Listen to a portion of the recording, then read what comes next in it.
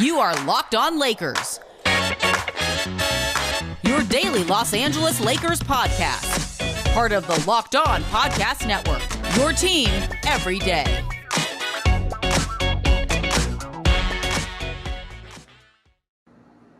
Hey, everybody. Welcome to Locked On Lakers for Friday. Brian Kamenetzkys, Andy Kamenetzkys. Still lots to absorb and a lot to take in, Andy, as free agency is slowed down. We've reached that point where, it's basically where's Dennis Schroeder going to sign?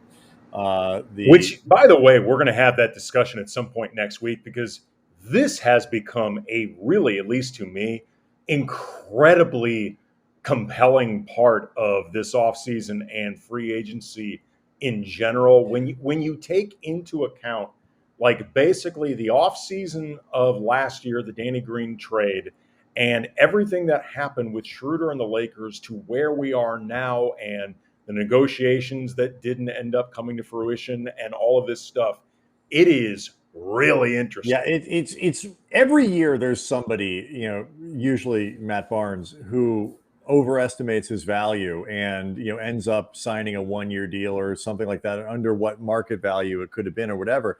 But the gap here between what Schroeder was offered, what he wanted, and what it seems like he's going to get is one of the more interesting NBA free agency stories of the last few Look, it can years. happen to a lot of guys. Ask KCP how that goes several years ago when he turned down, I think it was an $80 million contract from the Pistons. And, over time, Rich Paul has been able to get his client.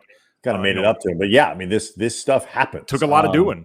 So we're going to talk about centers, Andy. There are only a couple places right now where you can look at the Lakers roster and have a really good feel for, assuming things stay as they are, kind of have a decent feel for what it's going to look like. And the center position is one of them. So we're going to talk about how that has started to lay itself out.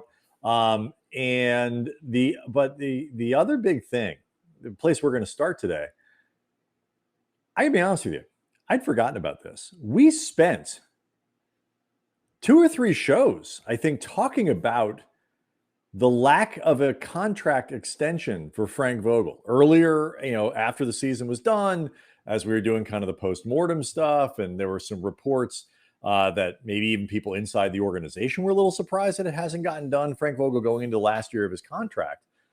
I can ask, with all the free agency stuff and the draft prep, and I totally had forgotten about it. But Andy, Frank Vogel still does not have a contract extension. Yeah, Bill Oram wrote a really good piece over at The Athletic, our buddy, about just how this is basically the last unanswered question for the Lakers, since, as we talked about before, it does appear like Dennis Schroeder, wherever he ends up playing, it is not going to be with the Lakers. So at this point, the only thing really left to button up of any real significance is Frank Vogel's future with this team and the signaling of how strong that relationship is moving forward. Because ideally, you don't want a coach going into a lame duck season, particularly when you are in the winnest of win now modes. And right. On top of it, you've got a really reshuffled roster that this coach is dealing with. He only has 3 returning players,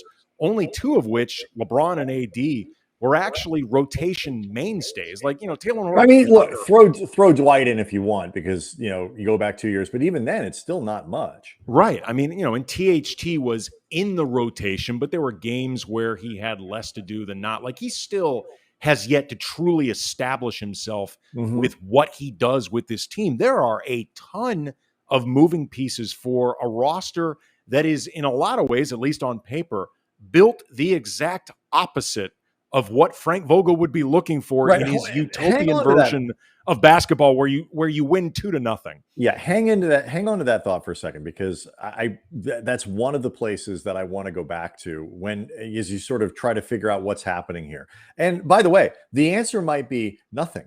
Nothing's really like, it's just the normal mechanics. Like, yes, the Lakers have been really busy trading for Russell Westbrook and signing a bunch of free agents. And, while the Westbrook thing raises a bunch of questions, both of us have spent the last couple of days talking about how much we think the Lakers have done good work given what was available to them in the free agent market in terms of who they brought in. But we talked about it a lot on Thursday's show, Andy. So much, especially defensively, before we even get to the offensive part, so much about the defense. They let Caruso go, but maybe you can make Kent Bazemore into that. Like, how do you replicate Trevor KCP, Ariza? Kuzma? Right, you've lost KCP, Kuzma, and Caruso, three of your best, non-LeBron and AD defenders. Probably not three of your best; those were the three best. And replace them even in somebody like Trevor Ariza, who is very good at the thing that he can still do, which is, guard fours, and kind of guard his position, but doesn't have that flexy switchability that some of these other guys did, that he had earlier in his career. So even the plus defenders that they have are not quite as versatile as a group as what they had last season. And so much of what we talked about Thursday, Andy, was they just think maybe Frank can figure this out, because look at what he did last year with this bizarre, dudes in and out of the lineup, guys, never the same thing twice. And they still sustained a really good defense throughout the season. So on the one hand, it seems to me that they're showing a tremendous amount of faith in Vogel on that side of the ball, especially well earned. But on the other, they haven't gotten him the contract yet. Yeah, So, I mean, look, it's just if everybody knows each other well enough that you can establish trust, and I'm talking about between basically Genie, Rob Pelinka, Frank Vogel, and I guess technically speaking to a lesser degree, but let's be honest, it's a very important one, and you could call it equal, I guess, if you move beyond the job titles. LeBron, Anthony Davis, Rich Paul. Like, if the relationship between those six people is solid enough that it's like, look, man, we can table this for a little while. It's going to be fine. We know what's coming. We've got more immediate pressing needs to deal with, then fine. That being said, everybody does their best work knowing that you have job security to do all the things that you want to do all the things that you'd want to try. Like, that's the best environment, especially when, again, you're dealing with all these different new pieces. If there's any shred of doubt from any of those parts, any of those people that we just mentioned, that could make this whole thing kind of tenuous, depending on where it goes. No, you're right. And if they get out to, if let's say Vogel doesn't have a contract extension going into the season, which I am, Frank is as company a man as a company guy is, he is not going to speak out of turn. He will never complain. He won't. I mean, like, it's not going to happen. Like, going into the season, he's not going to talk about it if they still don't have one. I mean, look, if he did not walk away from this organization after that farcical introductory press conference that he did, where everybody was there to ask questions of Rob Pelinka about what the hell had been going on after Magic quit and Luke ended up getting fired without getting fired, and all the turnover, and nobody from the organization had spoken, and nobody was there to ask a single damn question of the new guy that just got hired. If anything, they were more curious about what was going on with Jason Kidd. Like, if Vogel didn't just say, you know what, screw it, it's not worth it. Yeah, it's not worth it. I'll find another gig. If he didn't walk away from there, he's not walking away, or like you said, raising the stink. But like, you're not going to hear leaks from Camp Vogel, which does not sound like a fun camp. Like, if I have to send my kids to camp, I'm not going to Camp Vogel. To be honest, it sounds like a Jewish day camp. Sounds like somewhere you and I went. Probably is. Lamest camp ever, Camp Vogel. A lot of arts and crafts. Yeah. So a lot of kids who think they're better at baseball than they really are. Yeah, a lot of that. So he's not going to say, but like, obviously Vogel both believes that he can do his job better and deserves a contract extension. And I think I would agree with him.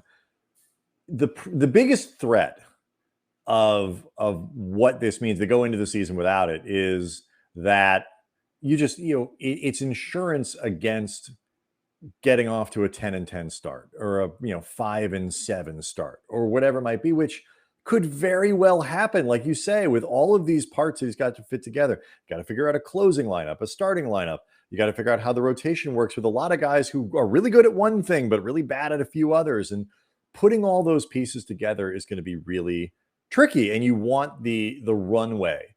I have, as a Lakers fan, would just feel more comfortable knowing that this wasn't going to be the kind of thing that they were going to have to be, that everybody's going to have to answer questions about. Like, that would make me, I feel, especially if you like the Westbrook deal as a fan, like, you feel good about where they are, like they've done some good stuff and you're excited about this season. It's just this one little thing. It's like, come on, guys, iron that out. Plus, as Bill Oram noted in his piece, and again, like all of these different elements of it, because I was, like everybody, I think, distracted by the shiny object that is free agency and trade season. I had forgotten about Russell this Westbrook, part of it. Very shiny object. Well, there's another like game within the game element of Vogel's lack of extension currently in existence with this situation. We'll get into that next.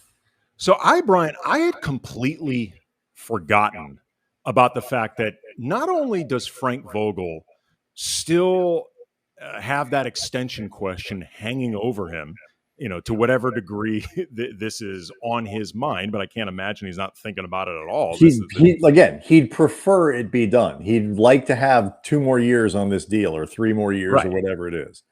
I had forgotten about this, but as Bill Oram noted in his piece, quote, while Vogel no longer has the specter of Jason Kidd as a potential successor hanging over him, Kidd's replacement on the bench, David Fizdale, has a deep relationship with James and will quickly be linked to the job should the Lakers struggle, as you had mentioned earlier.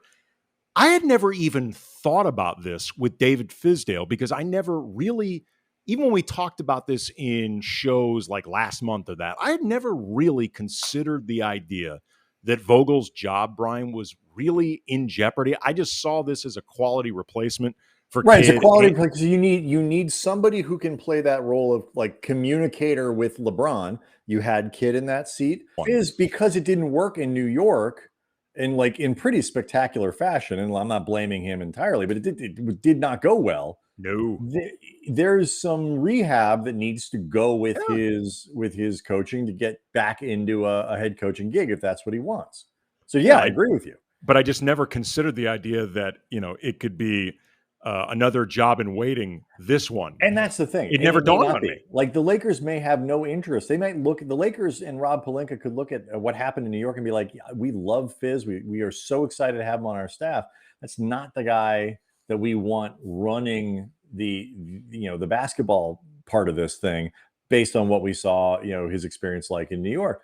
But the problem is if your head coach doesn't have a contract, it's different if you're the Pelicans or the Kings, or it's like lame duck doesn't matter. Like everything matters with a team as high profile as the Lakers.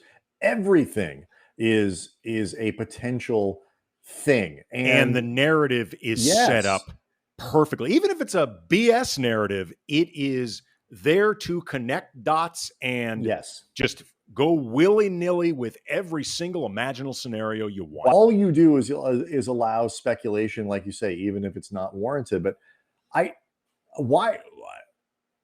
there are some things that I wonder about, because you mentioned the offense.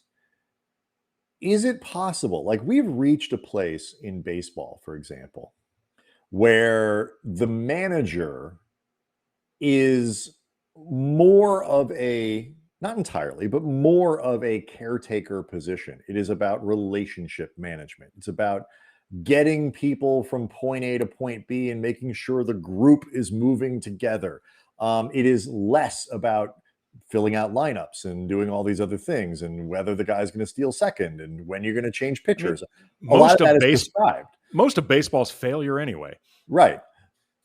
Are we reaching a place in basketball where maybe certain people think that, that they coach like Frank Vogel, unless, if he's not, in that ultra elite group of guys that, those guys are replaceable, and they've just reshaped the entire team much more around offense than defense. It's less a quote unquote Frank Vogel roster than it used to be. Do you think there's any sense of like, maybe we should see how it works? I don't think so. I think they're going to get this done. It just no. If we're still talking about this in 3 weeks, it's going to make me a little nervous. That interpretation honestly never dawned on me. Like I just don't think basketball is there in general, much less the Lakers. Whether it's that the team just doesn't match what he does as well. Like, do we want to see if this is a good one for Frank? Like, I don't see it that way because if anything, you could look at this as a roster that may offset some of what Frank Vogel doesn't do as a head coach. Like, he is his last couple seasons, and even if you look at like the Pacers at their peak, like those teams he had that went to back-to-back Eastern Conference Finals, and they were really legitimately good teams. If those teams had not run up against the Heatles, there's a really good chance they would have gone to at least one finals. They just unfortunately went up against like a mini dynasty of sorts. But offense has never been Frank Vogel's strengths with his teams, and I think it's more likely that they would be looking at creating a roster that has more natural strengths to it to offset some of what Vogel hasn't really brought regularly as a coach, and they rely on his strengths as a coach, defense. He can make it work with these guys as opposed to what you're talking about. Look, sometimes organizations just get finicky or get wanderlust with coaches, or players do.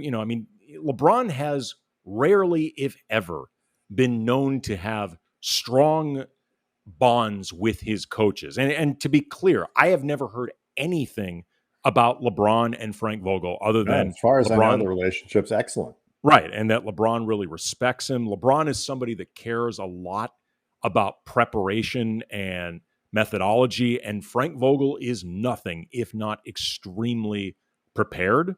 But, sometimes things run their course for weird reasons. Sometimes you think you can do better for whatever reason. Sometimes you may be looking ahead to what's it going to cost to keep Frank Vogel, 2 years removed from a championship, and you start balking at that cost. I don't know. I'm wondering, the money thing is the other thing that you think about, without completely rehashing the Caruso thing. Obviously, the Lakers have drawn a line somewhere in where their expenses are going to go. It's like there is a limit as to what they're going to spend. The club of coaches that can say, I've won an NBA title, pay me for it, is very small. And if, I wonder if money is part of this, where Vogel expects now to be paid like a guy who has won an NBA title, and the Lakers are going, maybe you're not worth that much. And maybe the impact that individual coaches have. I always think, generally speaking, I think there are a few guys who are incredibly valuable and really do add, wins to a team's season, and there are guys who are really incompetent and take them away. And a huge chunk of the middle is filled with guys who, if you give them good rosters and good support and all that kind of stuff, will give you good results. And if you don't, they're not necessarily going to elevate it. I thought when they hired Vogel, he was in that group of guys who, give him a good roster, good support. He's perfectly fine. That first season elevated him for me. Last year, I know some fans were not thrilled with what Vogel did. I think the circumstances were so difficult. Trying to figure out a rotation was so complicated. And the end result of Anthony Davis being hurt in the playoffs, the results of that are so obvious. I didn't really lose any. No, I don't, respect is the wrong word, but you understand what I mean. Like I didn't rethink my opinion of Vogel based on last year. I tell you what, though, if he turns around and can win with this group, not that it's bad, but like in terms of a contrast and a challenge to the one that he won in 2020, you turn around, you incorporate Westbrook, you get all of these 1-year guys on, operating in the same way. with obvious flaws. You make by definition, you've made a good defense out of it. You've figured out the offense. If they win again this year, I mean, goddamn, man, you got to talk about Frank Vogel as one of the elite coaches in the NBA. I don't think there's any way around that. Yeah, absolutely. I mean, look, Vogel last season, we talked about it over the course of the year, at times made some decisions that I didn't think were the right ones, but you're going to find that with every you and I covered Phil Jackson when he won back-to-back championships, and there were times when he was like, constant second guessing. That's yeah, I'm all. I get what he's doing. I wonder where money is obviously a thing. So you start to then wonder where it becomes a thing. It could be this. It could be with players. It could be. There was the story that Ramona Shelburne had. They might have been trying to dump Marc Gasol, which didn't end up happening, and that probably would have been about money.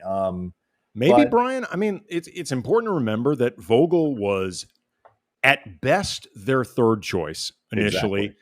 In reality, probably their fourth, because if they could have done it optically, they clearly would have hired Jason Kidd, but they didn't think they could handle it.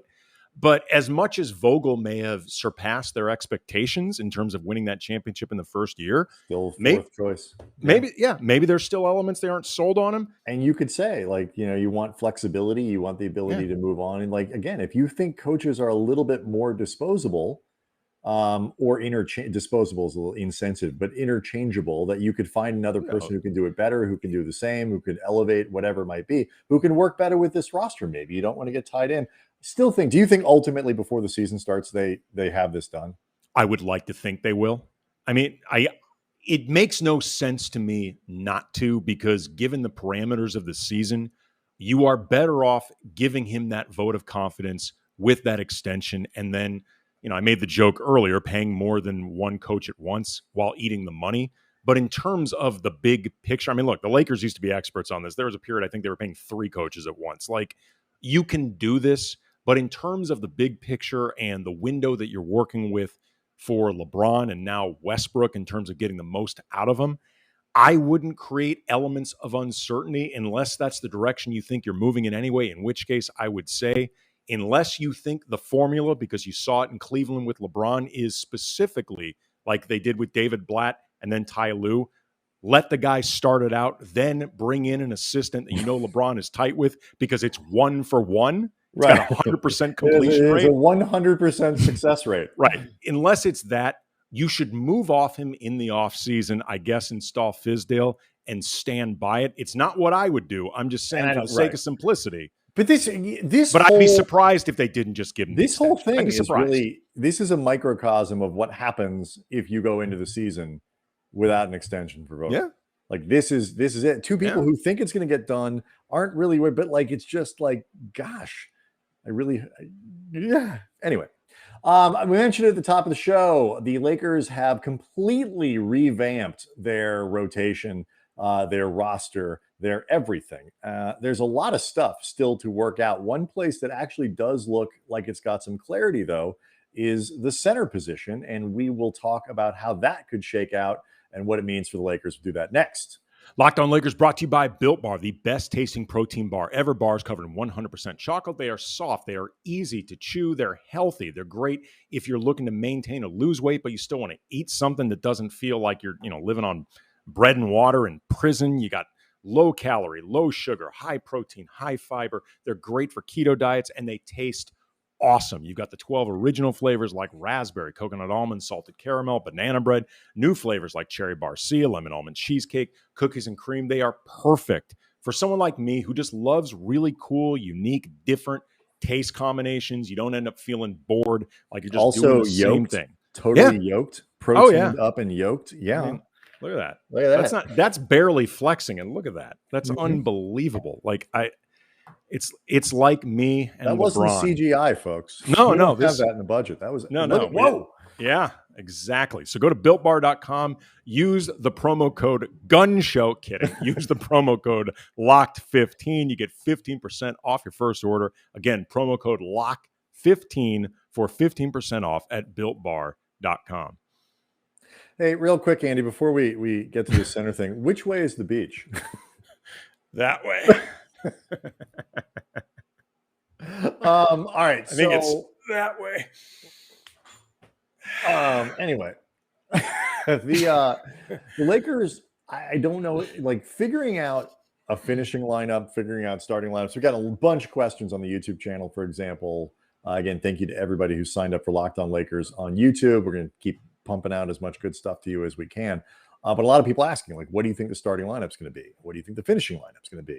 And one of the only places to me that I can kind of see some fairly simple clarity, at least as things stand on August 6th or whatever, is at center. I feel like most of the moves, like we've talked about, have shown that Anthony Davis is going to play more 5 this year than before, because you need the space. You need the room so that Westbrook can get to the basket, and to maximize Westbrook, to maximize LeBron, you need that space. And you have 2 older centers who are probably not, it's not a good idea to have them playing more than 15 or 20 minutes a night anyway. One of whom matches really well with the prospective starting lineup, Marc Gasol, floor spacer, still a good defender, good rim protector, but can get you, doesn't have to stand in the lane to be useful. And one makes a lot of sense as a defensive presence, particularly with a second unit, and as a vertical threat who can finish, whether it's Westbrook playing with that unit, whether it's Kendrick Nunn or whatever, as a guy who can, go up and catch a lob and stuff like that. To me, this all actually makes a lot of sense and provides the Lakers with 2 different kinds of centers, 3 including AD, that give you really solid defense. Gasol was excellent on that side of the ball last year, and Dwight still can do it. And optionality on offense. Like, I like the way this is set up. And, people are worried about the age. I'm not particularly worried about that. Oh, man. But by the way, we just brought that up in yesterday's show, and Jesus, did people jump down our throats? Clearly, my God! Like that one guy who wrote essay after essay. Like, how dare you? But like, did you listen? Like, what we said? The answer: are they too old to win? No. Like, did you get that part? No, we mentioned the issues that come with being an older roster, which, by the way, are real. Like, okay, really quick before we even dive further into the center thing, whether you think this roster is too old, whether you think they're not old enough, whatever. Like, who are you out there who thinks that they're not old? Okay, enough? Like whatever you think about the age thing, if you are somebody trying to make the case that this roster is not too old, that's fine. You and I both said they are capable of winning a 100%. Championship. Context matters. Okay, stop with the absolutely stupid effing example of Tom Brady as to why this roster's not too old. Tom Brady's 44 years old, man, and he just won a Super Bowl ring. That would be a great example if his entire line was 44 years old. All of his receivers were 44 years old. His running backs were 44 years old, and half the defense was 44 years old. This is a dumb example. Like, stop bringing that up as an example to why this roster can win. There's plenty of good reasons why this roster can win. Tom Brady is the dumbest of all of them. All right, so stop. Yeah, stop it. And also, please listen to don't just look at the title. We're asking the question that everybody else is asking, that LeBron was responding to, and we said, no, they're not too old. Just, okay. Anyway. Yeah. Brady. I like what they have set up there. Like, I think that makes a lot of sense. And I think everybody can play a little bit. You get to the playoffs, everybody's got a role to play. You can, still keep some size. You don't have to play 80 there all the time if he doesn't want to, because you have a floor spacing center when you need it, and you want to have some size on the floor. But you're also capable of dialing it down and LeBron at the 4, 80 at the 5, with a bunch of other lineup combinations that make sense. Yeah, I think they have a perfectly good setup at the 5. I'm very pleased. Yeah, I agree with you that the setup is potentially there and that it does make sense. What makes me wonder if it's not quite as set as the way you're laying it out is what we alluded to earlier. Andy, how I laid it out is exactly how it's going to be. When Ramona Shelburne was on 710, I believe, or is either 710 or the Low Post, one or the other. But or the Jump, or one of those right. places. It was Ramona. Right. It was Momo, our buddy, and she talked about how the Lakers had some talks with the Timberwolves, among, I guess, maybe other teams, about a sign and trade that would have involved Caruso, but also would have involved Marc Gasol as well, and it would have been salary cap relief for the Lakers. And I don't want to get into the exacts of all of that stuff. What I found interesting, though, is the idea that they would have been potentially willing to move Marc Gasol for nothing. And that I find interesting. Just with the I mean, idea you're right, that, because that gets back to the money question. I mentioned that in the last segment. Well, but it also is the it doesn't potential about money, but it also could be fit. right. It could be, yeah. It speaks to the idea that Marc Gasol, I think, was not pleased with the way the second half of the season rolled out, and I don't blame him for feeling that way. But no question, he wasn't happy. There's been a lot of buzz about AD willing to play far more center than he did last season, maybe even the season before, something closer to a full-time 5 role, if not full-time. And, you need more spacing, not just around Anthony Davis, but also around Russ. That is, in a lot of ways, their best lineup anyway. When you play him at the 5, it becomes less complicated, just engineering roles.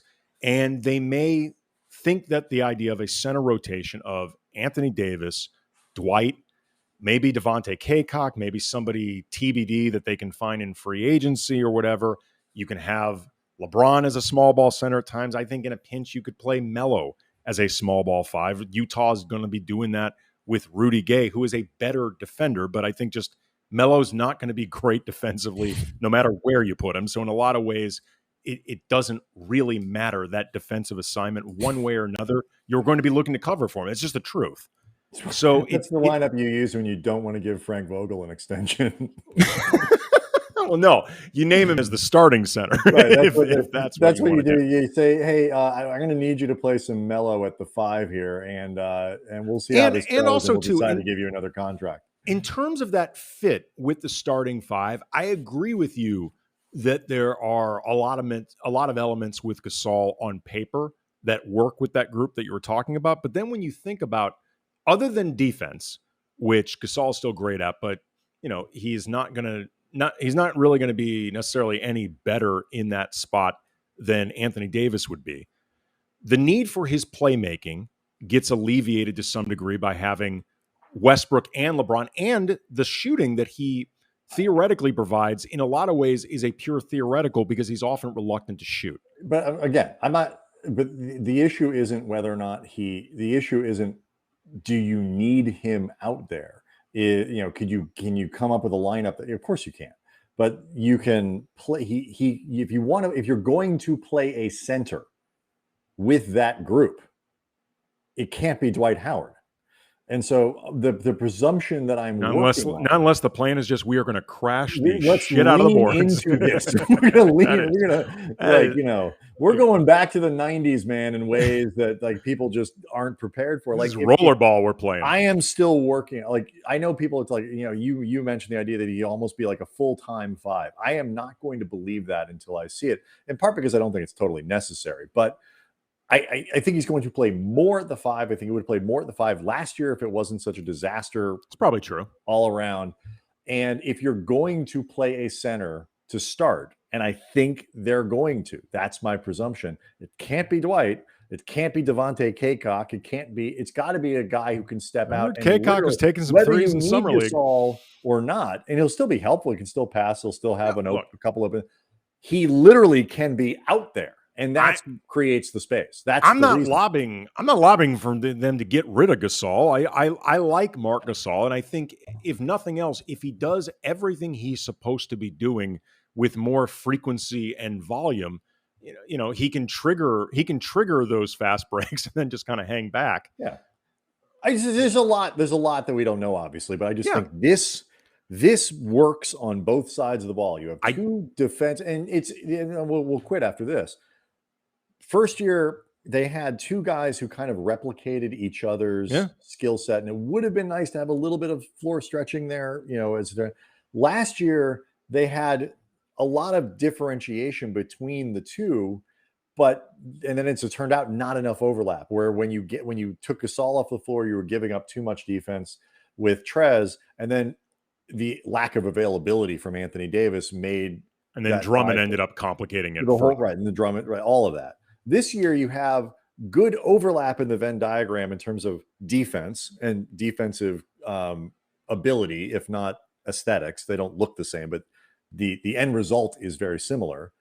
But a much bigger variance in what they do offensively. Dwight is still a vertical threat, and can do those things. Gasol can step out and space the floor. I like, of the 3 years, this combination is the best. Yeah. I mean, look, I don't disagree with anything you were saying from a basketball perspective. It's just the moments we've seen of a lacking commitment to Marc Gasol just makes me wonder. But what you're talking about on the court, maybe they had somebody else in mind that they were. I think it makes perfect sense what you're saying on the court. All right, so much still to talk about. We will not be talking about Summer League. Just want to remind everyone. But I think next week we're going to start getting into what the rest of the NBA looks like now, because we've been catching up so much on the Lakers. We really haven't had a chance to look at what other teams have done, what the strengths are in the East, what the strengths are in the West. It is all relevant because the Lakers expect to see a team in the East in the finals, obviously have to get through the West. So we'll start maybe taking some inventory of what's going on over there. The Lakers still have some roster spots to fill out. So more movement could be coming. It's not going to get less interesting over the next couple weeks. Schroeder. So, what is going on with that man? Stick around. All right. We'll see everybody next time. Have a great weekend.